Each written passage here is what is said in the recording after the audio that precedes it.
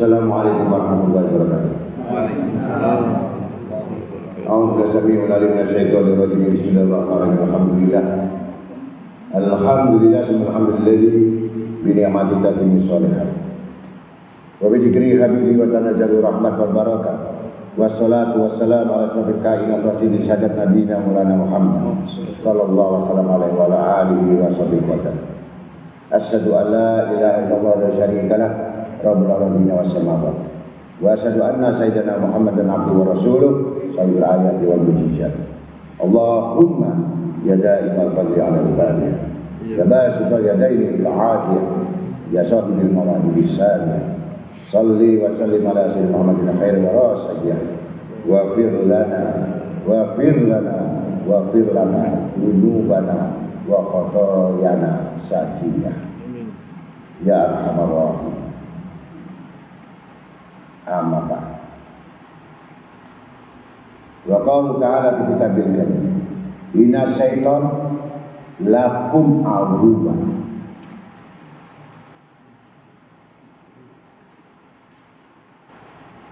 An Abu Lais as-Samraqi ar-Rawah an-Sana an Safiyah binti Yasin wa qala Nabi Muhammad sallallahu alaihi wasallam as-syaitan yajri min ibni Adam majrad dam. Sesungguhnya iblis itu musuhmu jelas nyata. Kemudian Nabi SAW bersabda, syaitan itu berjalan di dalam tubuh anak Adam mengikuti aliran darah.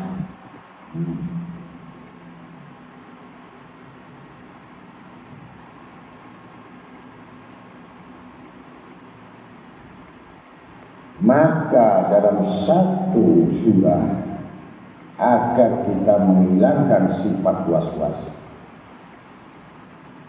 setiap kita mau sholat wajib membaca surat An-Nas. Min syarr itu adalah kejahatan. An-Nas itu menghilangkan dari sifat-sifat keraguan, dari sifat-sifat yang sifatnya membatalkan semua kebaikan. Karena kerjanya iblis syaitan laknatullah ini jalan darah. Maka setiap kita mau sholat, bismillahirrahmanirrahim, qul a'udzu birabbin nas, malikin nas, ilahin nas, min syarril waswasil khannas alladzi wasfi sudurin nas minal jinnati wan nas. Was-was sudur di hatinya manusia itu letak.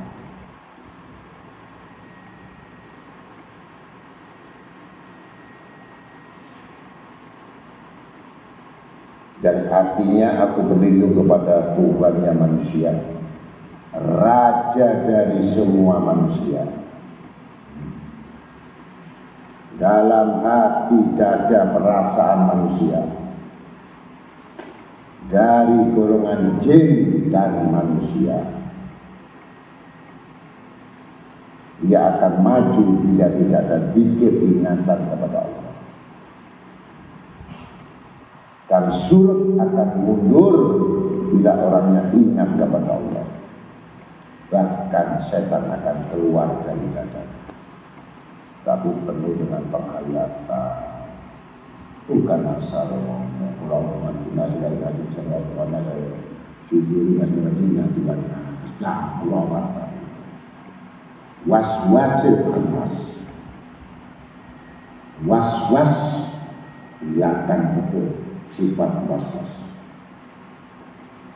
Kalau sholatnya sudah was-was, semua aspek kehidupan di luar sholat pasti semua ragu-ragu, semua ibadah, karena dia sudah dikuasai oleh syaitan.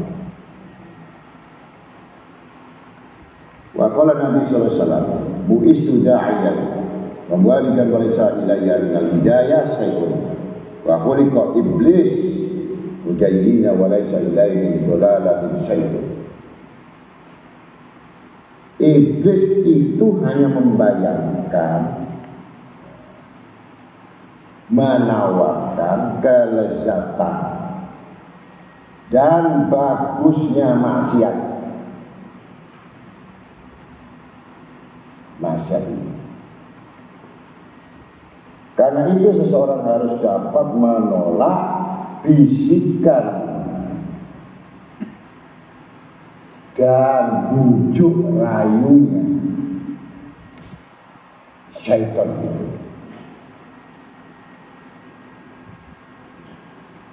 Dengan cara zikir, ingat selalu, yaitu tadi firman Allah, "Inna syaitan lakum aduwwun fattakhiduhu aduwwan." Itu ayat. Sesungguhnya syaitan itu bagimu musuh, maka perlakukan dia sebagai musuh. Karena itu jangan percaya dan jangan menurut kepadanya, meskipun setan itu bersumpah memberi nasihat kepadanya. Setan itu bisa kasih nasihat.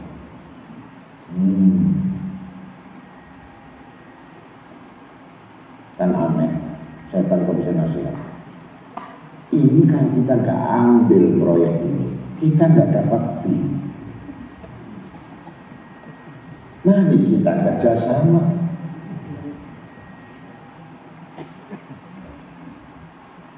Itu bersumpah Allah Ta'ala. Setan itu bersumpah. Tolonglah orang yang bermasalah ini. Demi Allah kamu dapat pahala.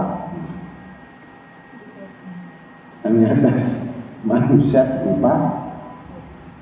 berupa setan. Masa kamu nurut sama setan? Ya. Iya, kelihatannya kamu menolong, padahal setan yang kamu tolong. Kamu berharap pahala. Bagaimana kamu nolong setan dapat pahala? Ternyata dia nipu kamu. Kan tahu berarti orang ini setan.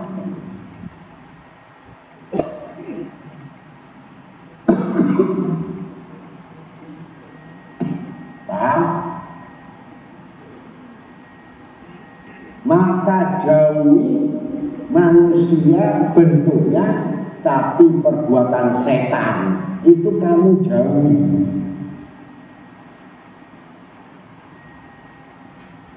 Walaupun hubungan itu setan. Nah, rujukan itu berarti walaupun kopiah putih itu setan bersumpah. Orang soleh pasti masuk surga.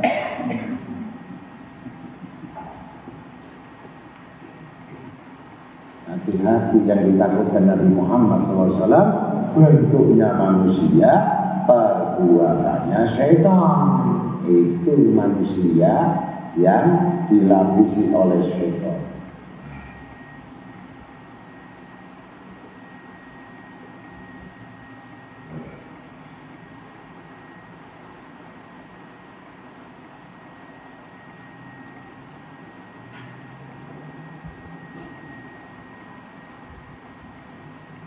Maka Nabi SAW bersabda,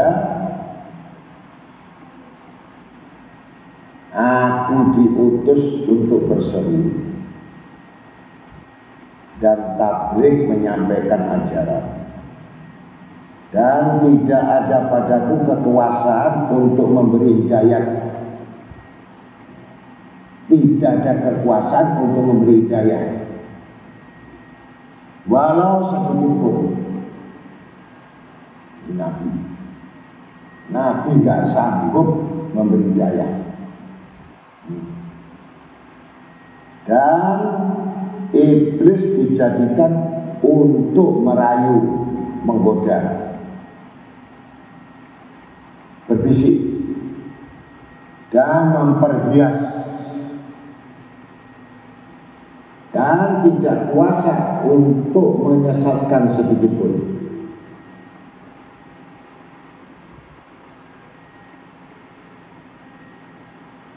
Kalau ngerti ayatnya, ngerti maksudnya. Karena itu dengan iblis jangan percaya dan jangan menurut kepadanya, meskipun ia bersumpah memberi nasihat kepadamu. Maka seorang yang berakal harus dapat membedakan keterangan-keterangan, siapa kawanmu sebenarnya dan siapa lawanmu yang sebenarnya. Ini orang cerdas, orang berakal, enggak asal perasaan saja. Maka menurut sahabat atau kawan, atau meninggalkan lawan.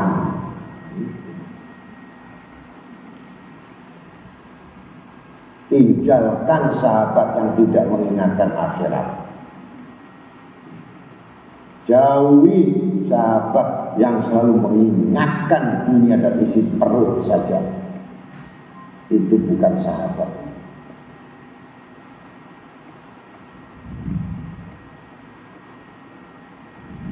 Karena itu termasuk tipuan iblis menjadi orang yang bodoh.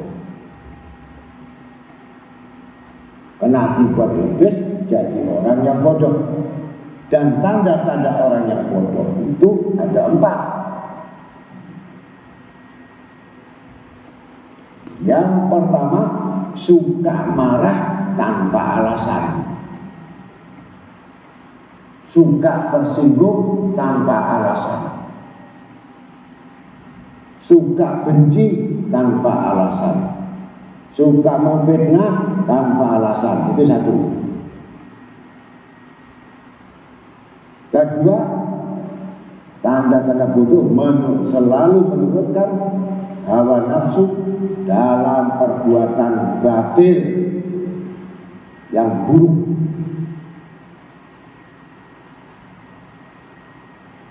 Yang ketiga, hidupnya selalu boros terhadap uang dan hartanya tanpa kepentingan, artinya membuang dengan cara mubazir.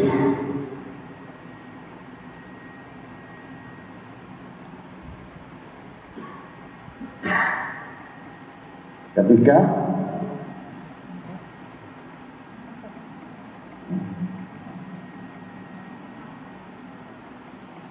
memperlukan harta tanpa kepentingan, itu orang ketiga. Keempat, tidak dapat membedakan mana kawan dan mana musuh atau lawan. Ini orang bodoh.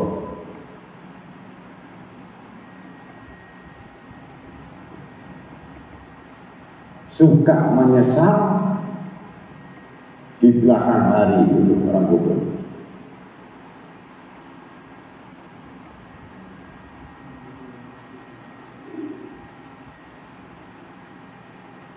Sehingga banyak menurut kepada lawan, yaitu siapa lawannya? Syaiton bin iblis bin laknatullah bin jahannam. Daripada taat kepada Allah yang sangat sayang kepadanya. Maka firman Allah Ta'ala dalam surat Al-Kahfi 50, apa tatakhidun nahu wa duriyatahu awliya'a min dunya wa hum lakum adu bisa lidzalimina badala. Surat Kahfi ayat 50. Apakah kamu menjadikan syaitan dan anak cucunya itu sebagai walimu atau pimpinanmu selain daripada aku Allah. Padahal syaitan itu bagi kamu sebagai musuh. Sungguh sebusuk-busuk ganti bagi orang-orang yang zalim. Sebusuk-busuk orang zalim sudah busuk, digantikan lagi lebih busuk lagi mengikuti syaitan. Karena mengikuti syaitan tidak akan pernah berhenti dan bertambah dosa-dosa. Sedangkan tanda-tanda orang yang berakal itu ada 4.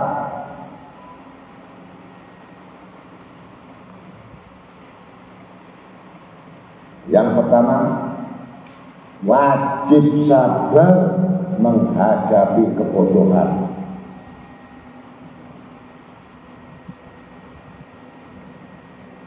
Memang di wong budi itu sabar ya. Ya melok ngamuk foto goblok deh.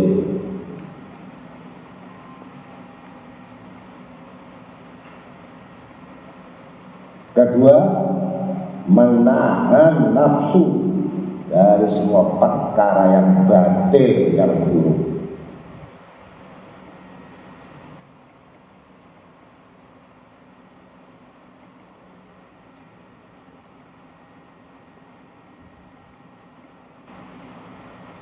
Kemudian mengetahui mengeluarkan harta pada tempatnya.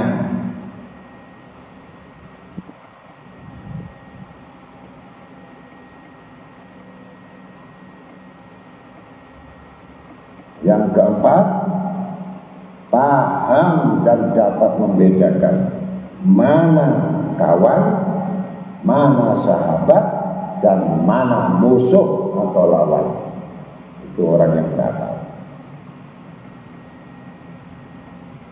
Terus goblok dikancani terus tambah goblok.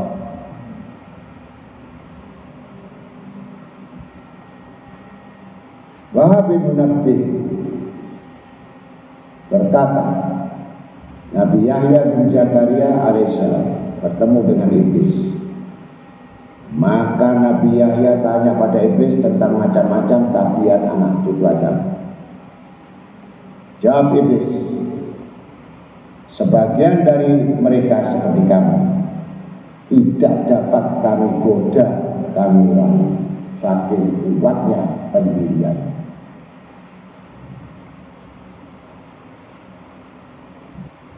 Mereka telah terpelihara, maka kami tidak berdaya terhadap mereka, kata iblis. Dan bagian yang kedua, di tangan kami bagaikan bola dipermainkan oleh anak-anak. Dan mereka sudah tidak merepotkan kami lagi, sebab hawa nafsunya sudah cukup untuk menyesatkan. Gak perlu digoda iblis lagi. Karena nafsu itu kekuatannya lebih dahsyat daripada tujuh iblis. Jadi iblis sudah tidak turut campur. Nek nafsumu sudah menghancurkan logika akalmu. Sedangkan bagian yang ketiga, ini yang paling berat. Kami rayu-rayu, kami goda-goda mereka sehingga tercapai hajat kami. Tidak berhenti 24 jam mengusik hati dan pikiran untuk memperturutkan agar terlaksana hajat-hajatnya iblis tadi yang masuk di dada.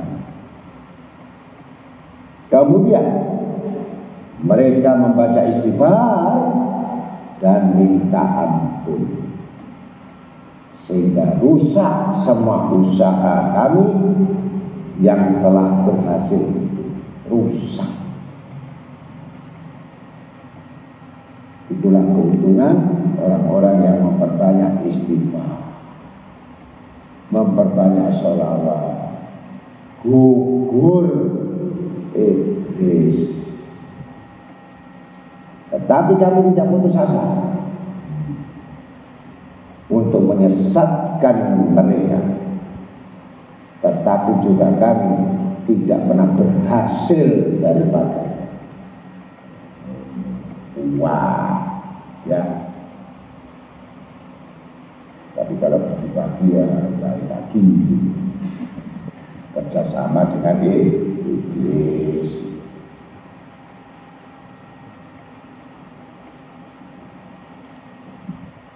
Al-Hikmah berkata, ketika diperhatikan dari manakah setan dapat menembus anak pada anak-anak,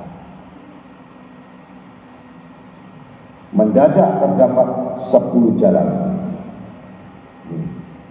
Satu, membuat manusia mempunyai sifat tamak, rakus.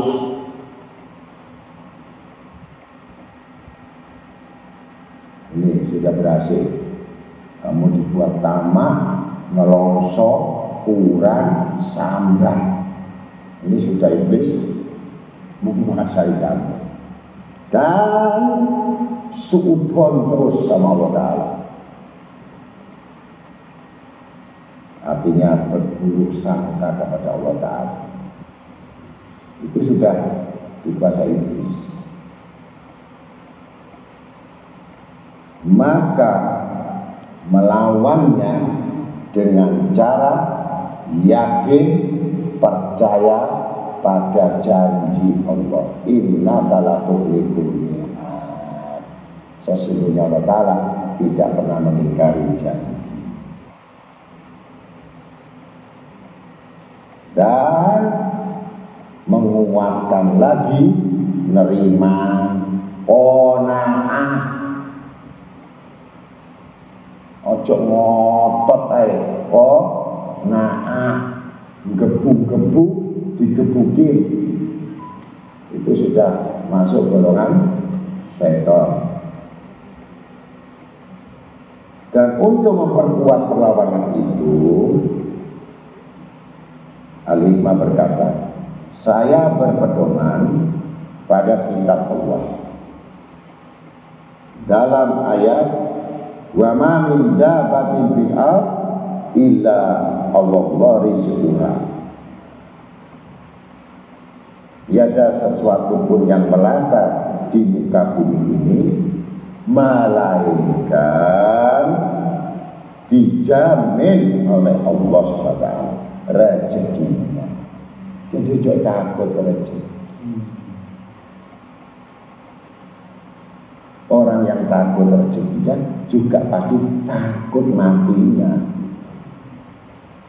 Itu kan mau sama rezeki takut gak dapat rezeki, takut mati akhirnya juga mati.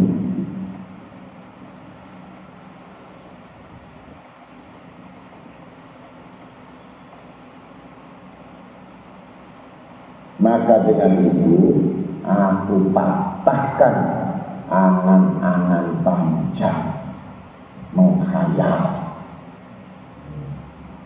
Menghayal itu golongan kemasukan iblis. Akhirnya yang muncul andai kata, umpama, apabila. Ini golongan setan.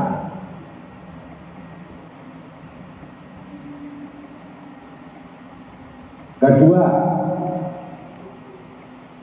orang tulul amal, panjang angan-angan, banyak lamun tanpa bergerak, banyak nganggur kecuali berpikir goib. Ini nganggur, wong maka aku hadapi dengan banyak ingat pada datangnya kematian atau maut dengan tiba-tiba.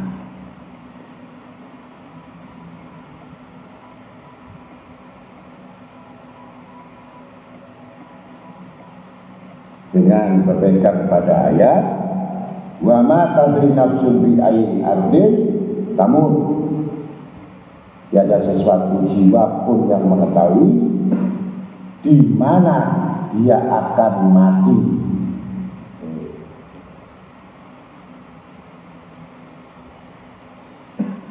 Maka aku patahkan dengan ayat ini,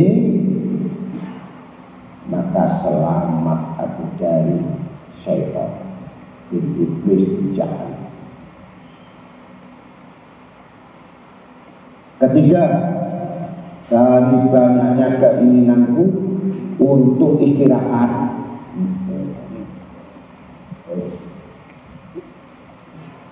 Ini orang yang banyak istirahat ini golongan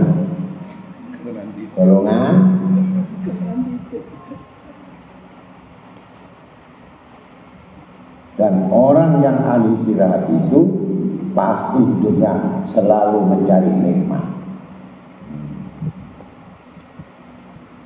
Udah hanya istirahat, bangun nikmat istirahat.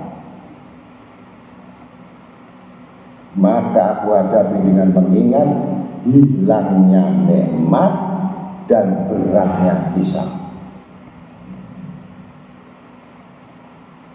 Mengingat hilangnya nikmat, yaitu kematian, dan beratnya hisab. Dan aku bersandar kepada ayat jarhu ya'kulu wa yata mata'u wa yulhihimul amalu. Biarkan mereka makan dan bersuka-suka dan dilalaikan oleh angan-angan. Orang cari makan enak terus itu sudah bersekutu dengan iblis. Enak terus sambil ngobrol angan-angan. Udah ini gak sadar lebon.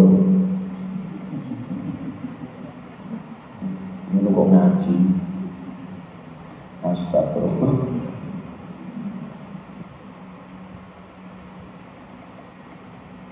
Dan ayat afara aida in matta'nahum sini summa ja'ahum makanu yu'adun ma'adnahum makanu yumad'un.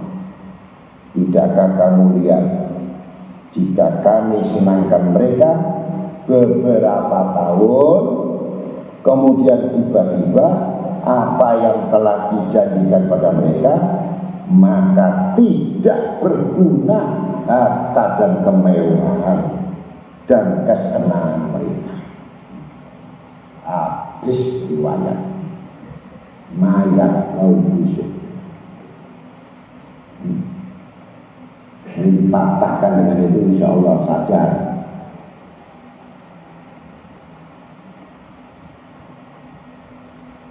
Keempat, dari ujub atau bangga diri, maka aku hadapi dengan mengingat karunia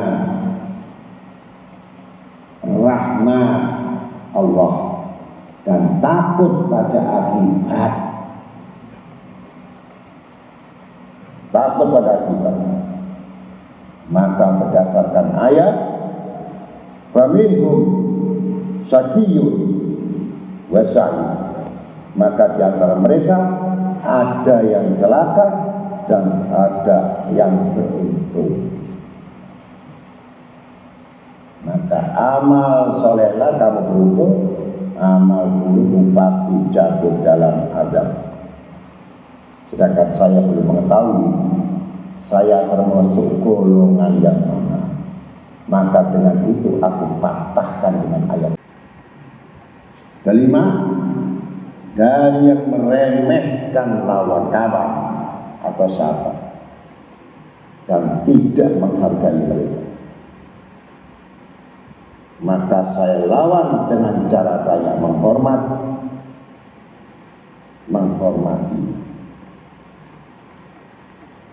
Karena dengan bersendikan ayat, walillahil izzatu walirrasuli walil mu'minin. Kemudian kemuliaan itu hak Allah dan Rasulullah dan orang-orang mukmin. Jadi selain Allah, selain Rasulullah, selain orang mukmin tidak ada kemuliaan.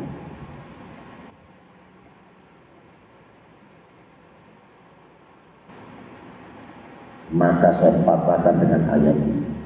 Keenam, dari sifat hasud, dengki, iri hati, maka aku hadapi dengan keadilan Allah SWT dalam membagi makhluknya.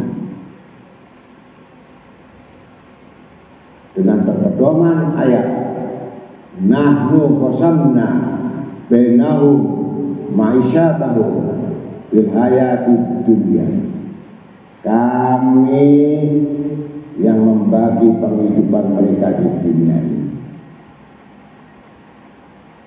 Maka dengan itu saya dapat menguasai dan mematahkan rayuan iblis, hilang sifat iri dan dengki.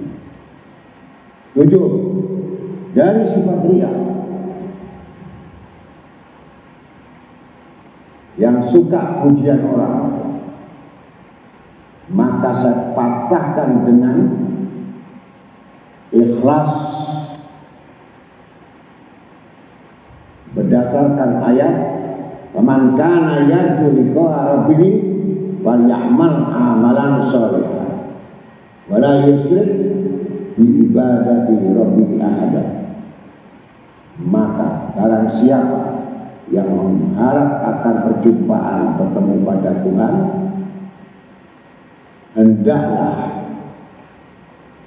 beramal soleh dan tidak menyekutukan Tuhan dengan sesuatu apapun. Jadi maksudnya riya adalah ikhlas. Kedelapan, iblis menipu dengan sifat bakhil, medit, demit.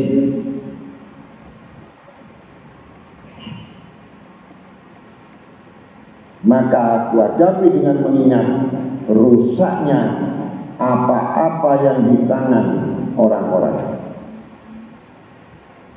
Berdasarkan ayat, ma indakum yang fadu wa ma indallah wa ma indallahi baq. Apa yang ada padamu akan habis rusak, dan yang di sisi Allah lah tetap kekal. Indallahi baq, di sisi Allah yang kekal.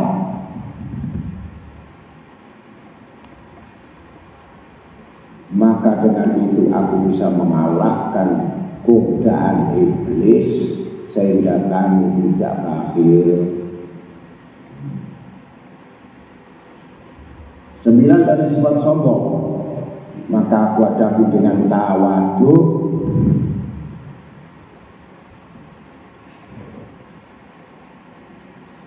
dengan berpegang ayat, inna khalaqnakum min dzakarin wa unsa wa ja'alnakum syu'uban wa qabaila lita'arafu inna akramakum indallahi atqakum. Sungguh kami menjadikan kamu dari lelaki dan perempuan, dan kami jadikan kamu bersuku-suku dan berbangsa-bangsa supaya mudah dan saling kenal mengenal. Bahwa orang yang paling mulia di antara kamu ialah orang-orang yang bertakwa. walaupun orangnya hitam, jelek, pendek, kerong, tapi takwa dia lebih mulia daripada orang yang kulitnya bersih, mukanya bersih, badannya bersih, tapi makan barang yang haram.